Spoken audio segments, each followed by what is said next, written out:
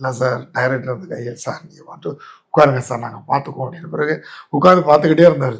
நான் டைலாக் பேசுகிற பார்த்துக்கிட்டே இருந்துட்டு 15 நாள் கழித்து மலேசியா போகிறேன். 15 டேஸ் கழித்து நான் போகிறேன். அவர் போயிட்டார் அடுத்த நாளாக இருந்தது.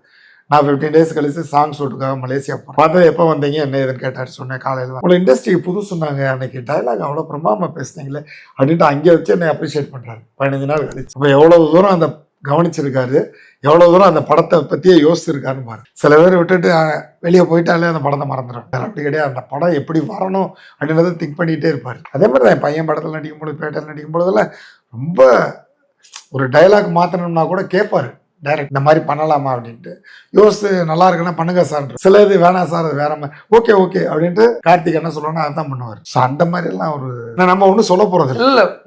அவர் அதை மாத்திக்கிறேன்னு சொன்னா யாருமே ஒன்றும் சொல்ல போறது பண்ண மாட்டாங்க. ஓகே ஓகே சார் அது அவர் வந்து அந்த படம் வந்து அவ்வளோ தூரம் வரணும் அப்படின்ட்டு சினிமா ரொம்ப நேசி